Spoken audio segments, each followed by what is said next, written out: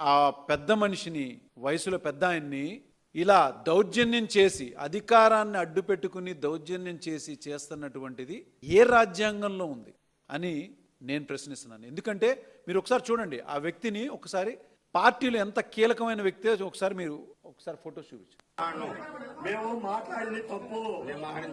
ఈ విధంగా దౌర్జన్యంగా అతన్ని భయపెడుతూ చేస్తున్నటువంటి ఫొటోస్.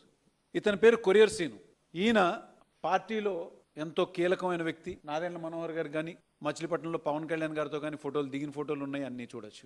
ఆయన అడిగిన మీడియా పరంగా ఒక సామాన్యుడు ఎలా స్పందిస్తున్నాడని చెప్పని ఒక మీడియా మిత్రులు అతన్ని వెళ్ళి అడిగితే గిరి గారిని, ఆయన చెప్పిన సమాధానం ఏంటంటే, పవన్ కళ్యాణ్ గారు ఎన్నికల ముందు చేసినటువంటి వాగ్దానం ఏంటిది, ఏదైతే సుగాలి ప్రీతి కేసు మేము టేకప్ చేసి న్యాయం జరిగేలా చేస్తాను తప్పనిసరిగా అని చెప్పని అన్న విషయంని, అలానే ఈ యొక్క రాష్ట్రంలో 33,000 మంది అమ్మాయిలు అదృశ్యం అయిపోయారు అని చెప్పని ఏవైతే ఆయన ఎన్నికల ముందు ప్రజల్లోకి వెళ్ళి వాగ్దానం చేశారో, మేము అధికారంలోకి వస్తే తీసుకొస్తామని చెప్పని మాటని ఇదే గిరి గారు ఒక మీడియా మిత్రులు అడిగితే దానికి ఆయన చెప్పిన సమాధానం, ఎందుకు మరి పవన్ కళ్యాణ్ గారు ఏం చేస్తున్నారని అడిగారు. ఆయన చేసిన తప్పిదే.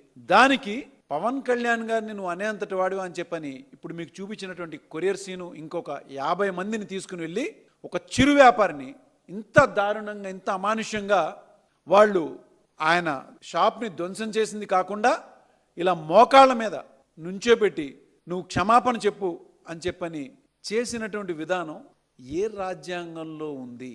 ఎందుకని ఏ రాజ్యాంగంలో ఉందని అంటున్నానంటే, ఇవాళ పొద్దున పవన్ కళ్యాణ్ గారు జగన్మోహన్ రెడ్డి గారు అసెంబ్లీకి వస్తారా, రావట్లేదా, బహుశా రావట్లేదండి అని చెప్పని మీడియా మిత్రులకి ఆయన చెప్పిన సమాధానం ఏంటంటే, ఓహో రావట్లేదా, ఆయనకి ఏ రాజ్యాంగం ఉందో బహుశా ఆయన అసెంబ్లీకి రావట్లేదని చెప్పాను. పవన్ కళ్యాణ్ గారికి నేను మీ ద్వారా ఒక చిన్న విషయాన్ని చెప్తున్నాను. ఏ రాజ్యాంగం ద్వారా ఇవాళ ఈ అరాచకం కానీ, గతంలో ఎన్నో అరాచకాలు, అధికారంలోకి మీరు వచ్చిన దగ్గర నుంచి ఇప్పటి వరకు జరిగినటువంటి ఎన్నో అరాచకాలు ఏ రాజ్యాంగంలో ఉంది? ప్రజలకు కానీ ఇవాళ తెలుస్తుంది ఏంటిదంటే, మీరు రాసినటువంటి రెడ్ బుక్ రాజ్యాంగమే మీరు అమలు చేస్తున్నారు. మరి నిజమైన రాజ్యాంగంలో ఎక్కడా కూడా లేదు. మరి ఇదే పవన్ కళ్యాణ్ గారికి ఓ చిన్నపాటి సూచన ఏమిటంటే, ఆయన ఎన్నో సందర్భాల్లో చెప్పారు, నేను చాలా పుస్తకాలు చదివానని చెప్పని.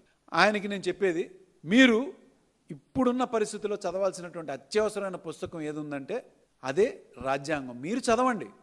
మీరు చదివితే ఆ రాజ్యాంగంలో ఇలాంటివి చేయమని ఎక్కడన్నా ఉందా? మరీ ముఖ్యంగా మీరు జగన్మోహన్ రెడ్డి గారిని ప్రశ్నించారు. ఏంటంటే ఏ రాజ్యాంగాన్ని బట్టి ఆయన రావట్లేదు, ఆయనకి సపరేట్ రాజ్యాంగం. ఆయన రాజ్యాంగాన్ని క్షుణ్ణంగా తెలుసుకున్నారు కాబట్టే స్పీకర్ గారికి లెటర్ ఇవ్వడం జరిగింది. అదే విషయాన్ని హైకోర్టు ముందు ఉంచడం కూడా జరిగింది. హైకోర్టు కూడా చాలా స్పష్టంగా స్పీకర్ గారికి మీరు ఈ విషయంలో రాజ్యాంగబద్ధంగా ఆయన వేసినటువంటి పిటిషన్లో మీరు కౌంటర్ దాఖలు చేయాల్సిన అవసరం ఉందని చెప్పని కూడా హైకోర్టు వారిని అడగడం. మరి ఇప్పటిదాకా ఎందుకు ఆ కౌంటర్ని మీరు స్పీకర్ గారు దానికి సమాధాన పరిచే విధంగా కౌంటర్ ఫైల్ చేయలేదని చెప్పని నేను ప్రశ్నిస్తున్నాను. మేము మాట్లాడింది తప్పు, నేను మాట్లాడిన తప్పు, మళ్ళీ చెప్పు సార్ గట్టిగా. నేను మాట్లాడిన తప్పు, మళ్ళీ మాట్లాడను సార్. ఎవరు మాట్లాడించమన్నారు? వెనకాల ఎవరు లేదు, వాస్తవం చెబుతాను.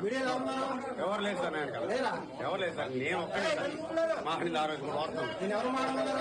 నన్ను ఎవరు మాట్లాడి యాంకర్ రమ్మని మాట్లాడమన్నారు సార్. తిట్టమలేదు సార్, నన్ను తిట్టమలేదు సార్, తిట్టమల్లా తిట్టమన్నాను. తప్పు, నేను తప్పు ఆయన తిట్టమా వాస్తవం. తాగేసున్నావా? తాగేసి తప్పు మాట్లాడాను, తప్పు ఆడాను సార్.